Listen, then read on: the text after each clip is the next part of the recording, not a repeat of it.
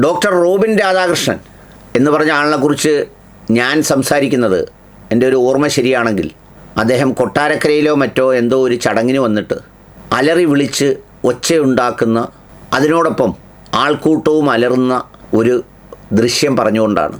ആൾ ഡോക്ടറാണ്. പിന്നെ അതുപോലെ തന്നെ അന്ന് എന്നോട് പലരും പറഞ്ഞത് എനിക്കറിയില്ല, കാരണം പ്രായവും അകലവും കാലവും ഒക്കെ വ്യത്യാസമുള്ളതുകൊണ്ട് അന്ന് എനിക്കറിയില്ലായിരുന്നു. പക്ഷേ ആ കാണിച്ച പ്രവൃത്തി ഒരു സെൽഫ് റെസ്പെക്റ്റിനും യോജിക്കുന്നതായിരുന്നില്ല. സെലിബ്രിറ്റികൾ ഒരുപാട് കടന്നു പോകാറുണ്ട് കൺമുന്നിലൂടെ. അവരൊക്കെയും സെലിബ്രിറ്റികളും താരങ്ങളുമായൊക്കെ നിൽക്കുന്നത് അവരുടെ താരമൂല്യം നിലനിർത്തുന്നത് ജീവിതമൂല്യം കൂടി ചേർത്ത് വെച്ചാണ്. ജീവിതമൂല്യം കൂടി ഇല്ലാതൊരു താരമൂല്യം ഇല്ല. ഞാൻ ഈ കഴിഞ്ഞ ദിവസങ്ങളിലും അത് ചെയ്തിരുന്നു. മമ്മൂട്ടിയും മോഹൻലാലും സൂപ്പർ സ്റ്റാർ എന്ന് പറയുന്നത് അഭ്രപാളികളിൽ മാത്രമല്ല, അവർ അഭ്രപാളികൾക്കപ്പുറത്ത് അവരുടെ ജീവിതത്തിലും അവർ സൂപ്പർ സ്റ്റാർ ആയതുകൊണ്ടാണ്. ആ സൂപ്പർ സ്റ്റാർ എന്ന് നിങ്ങൾ വിചാരിക്കുമ്പോൾ അവർ പരമ പവിത്ര പരിശുദ്ധർ എന്നുള്ള അർത്ഥത്തിലല്ല. അവരുടെ ലൈഫ് മാനേജ് ചെയ്യാൻ the way in which they are conducting themselves എന്ന് പറയുന്നൊരു സംഗതിയുണ്ട്. നമ്മളെ നടത്തിക്കൊണ്ടു പോകുന്നൊരു രീതി. ആ രീതിയാണ് നമ്മളെ സംബന്ധിച്ചിടത്തോളം നമ്മുടെ ഒരു വലിയ മൂല്യമായി മാറുന്നത്. നമ്മുടെ ഈ ശരീരമാകുന്ന ഒരു തള്ളുവണ്ടി അത് നടത്താൻ ഏൽപ്പിച്ചിരിക്കുന്ന ഒരു ആത്മാവിന് പേരിട്ടാണ് ഇത് എന്നെ ഏൽപ്പിച്ചിരിക്കുന്നത്. ഞാനാണ് ഇതിനെ തള്ളിക്കൊണ്ടു പോകുന്നത്. അപ്പോൾ അതിനോടുള്ള ബാധ്യത നിലനിർത്തുകയും അത് ചെയ്യുകയും ചെയ്യുമ്പോഴാണ് ആ താരമൂല്യം അങ്ങനെ നിലനിൽക്കുന്നത്. ആ ഒച്ചവെപ്പും അലർച്ചയും ഒക്കെ കണ്ടപ്പോഴേ ഞാൻ പറഞ്ഞിരുന്നു, ഒരു സെൽഫ് റെസ്പെക്റ്റുള്ള ആളല്ല എന്നുള്ള തരത്തിൽ. അല്ലെങ്കിലും ഇത്തരം ചില ഷോകളിലൂടെ പുറത്തു വന്നവർ ഒന്നെങ്കിൽ അവരെന്നേക്കുമായി അപ്രസക്തരായി, അതല്ല ആ പൈപ്പിലൂടെ കയറി വന്നെങ്കിൽ പിന്നെ അവർ വല്ലാത്ത പുകിലും പൊല്ലാപ്പുമായി മാറി. എന്ന് പറഞ്ഞാൽ സവിശേഷമായ ഒരു മനോനിലയുള്ളവർക്ക് ഇത്തരം സംഗതികളിലൂടെ കയറി വരാനൊക്കുള്ളൂ. ഏത് ബിഗ് ബോസ് എന്നൊക്കെ അപ്പോൾ ആ പരിപാടിയിലൂടെ കയറി വന്ന ആളാണ് ഇദ്ദേഹം. പിന്നെ ഇദ്ദേഹം വന്നതിന് ശേഷം പിന്നെ കാണുന്നത് അദ്ദേഹം BJP സ്ഥാനാർത്ഥിയായി വരുന്നു. ഇതൊക്കെ അദ്ദേഹത്തിൻ്റെ ഇഷ്ടമാണ്. പിന്നെ കാണുന്നത് തിരുവനന്തപുരത്തെ സമരങ്ങളിൽ ഒരുപാട് ആളുകൾ ഈ അതിലടികൊള്ളുകയും വെള്ളമൊഴിക്കുകയും ചെയ്യുമ്പോൾ പുള്ളിയെ കേന്ദ്രീകരിച്ചുള്ള ക്യാമറകളിൽ വെച്ചുകൊണ്ട് ഇങ്ങനെ അതിലൂടെ പുള്ളി ഒരു സിനിമയെ അനുസ്മരിപ്പിക്കും വിധം പുള്ളിയെ കേന്ദ്രീകരിച്ച് നായകനൊക്കെ കയറി വരുന്ന പോലെ വരുന്ന വരവ് കണ്ടിട്ടാണ് ഇതേ ഇപ്പോൾ ഈ വീണ് കിടക്കുന്നത്. സത്യത്തിൽ വായ്പ വാങ്ങിച്ചാൽ കൊടുക്കണം, കടം വാങ്ങിച്ചാൽ തിരിച്ചടയ്ക്കണം. വെറുതെ അഭ്യാസങ്ങൾ കാണിച്ചുകൊണ്ട് കാര്യമുണ്ടോ?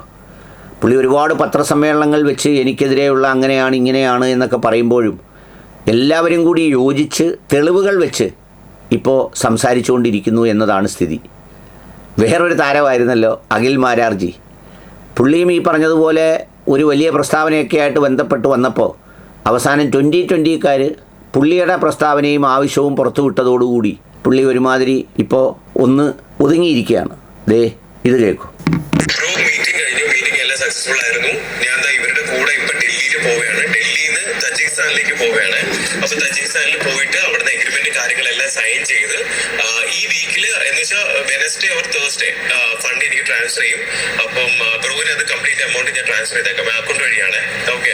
അപ്പൊ ഫൈനലി എന്റെ ഫിനാൻഷ്യൽ പ്രശ്നങ്ങളെല്ലാം തീരെയാണ് ബ്രോ, ഓൾമോസ്റ്റ് എല്ലാം. ഓക്കെ. സോ ഞാൻ തജിക്കിസ്ഥാനിലേക്ക് പോയി. ഇന്നിപ്പോ ഇവിടുന്ന് ഡൽഹിയിലേക്ക് പോയാൽ ഡൽഹിയിൽ നിന്ന് തജിക്കിസ്ഥാനിലേക്ക് പോകാൻ അവിടെ എഗ്രിമെന്റ് കാര്യങ്ങളെല്ലാം. നിങ്ങളൊരു കാര്യം ശ്രദ്ധിച്ചോ?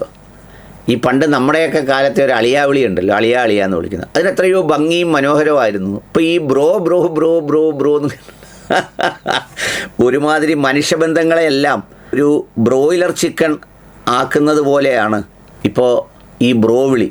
വേദലക്ഷ്മി വേറൊരു വീഡിയോ ആയിട്ട്. അപ്പോൾ രാവണ യുദ്ധം തുടങ്ങാം. ഇന്നലത്തെ റോബിന്റെ പ്രസ് മീറ്റ് നിങ്ങൾ എല്ലാവരും കണ്ടു എന്ന് വിചാരിക്കുന്നു. കാണാത്തവരെ ഇപ്പൊ തന്നെ പോയി കാണണം, അല്ലെങ്കിൽ നിങ്ങൾക്ക് ഇതൊന്നും മനസ്സിലാവത്തില്ല. ഞാൻ നേരത്തെ തന്നെ പറഞ്ഞിട്ടുണ്ടായിരുന്നു, റോബിൻ എവിടെ നിർത്തുന്നോ അവിടെ നിന്ന് ഞാൻ തുടങ്ങുന്നു. അപ്പൊ ഇന്നലത്തെ പ്രസ് മീറ്റ് നടത്തേണ്ടതും അതിനകത്ത് പറഞ്ഞ കാര്യങ്ങൾ നിങ്ങൾ എല്ലാവരും കേൾക്കണം എന്നുള്ളതും ഏറ്റവും കൂടുതൽ എന്റെ ആവശ്യമായിരുന്നു. കാരണം ഇമേജ് രക്ഷപ്പെടുത്താൻ റോബിൻ ഏത് എക്സ്റ്റെന്റ് വരെ പോകണമെന്ന് നിങ്ങൾ എല്ലാവരും മനസ്സിലാക്കണം. റോബിൻ രാധാകൃഷ്ണൻ ഇന്നലെ നടത്തിയ പ്രസ് മീറ്റിൽ എന്റെ പേര് കൂടാതെ റോബിൻ തന്നെ സൈബർ കൊട്ടേഷൻ കൊടുത്തിട്ട് വിളിച്ചിട്ട് വന്ന ഡോക്ടർ ഡ്രേക്ക് എന്ന് പറയുന്ന അനന്ത് സുൽജിത്തിന്റെ പേര്, ഇത് കൂടാതെ അബിൽ ദേവ് എന്ന് പറഞ്ഞ മൂന്നാമതൊരു വ്യക്തിയുടെ പേരും കൂടെ പറയുന്നുണ്ട്. സോ ഇത്രയും വളർന്ന് പന്തലിച്ച് അജാനബാഹുവായിട്ട് നിൽക്കുന്ന വിദ്യാഭ്യാസമുള്ള ലോക പരിചയമുള്ള ഡോക്ടർ റോബിൻ രാധാകൃഷ്ണനെ ഒരു പാവെ കളിപ്പിക്കുന്ന പോലെ കളിപ്പിച്ചുകൊണ്ടിരുന്ന അബിൽ ദേവ് ഡിസംബർ 2025 തൊട്ട് റോബിനെ ഭീഷണിപ്പെടുത്തുമെന്നാണ് പറയുന്നത്. ഞാൻ കഴിഞ്ഞ 2 മാസമായിട്ടുള്ള ഇവരുടെ ഒരു ചാറ്റ് അല്ലെങ്കിൽ ഒരു കോൺവെർസേഷനാണ് ഇന്നിവിടെ കാണിക്കുന്നത്. എനിക്ക് അത്ര അധികം സമയമൊന്നുമില്ല. ഇത് കണ്ടിട്ട് നിങ്ങൾ തന്നെ റോബിൻ്റെ തട്ടിപ്പ് നടത്തുന്നതിൻ്റെ മോഡ് ഓഫ് ഓപ്പറേഷൻ എങ്ങനെയാണെന്ന് നിങ്ങൾ തന്നെ വിലയിരുത്തും. ബൈ.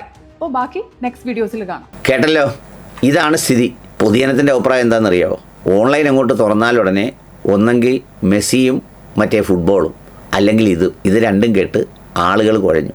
അതുകൊണ്ട് ദയവായി ഈ പറഞ്ഞ താരമൂല്യമൊക്കെ ഇറക്കി കളിക്കുമ്പോൾ, അതിൻ്റെ ഒരു ലൈം ലൈറ്റിലൊക്കെ വന്ന് അഭ്യാസം കാണിക്കുമ്പോൾ കുറച്ചൊക്കെ അവനവൻ്റെ മനസാക്ഷിയോടും അവനവൻ്റെ ക്വാളിറ്റിയോടും ഒരു നീതി പുലർത്തണം. അത്രയേ ഉള്ളൂ റോബിനെ. വെറുതെ രാധാകൃഷ്ണനെ പറയിക്കരുത്.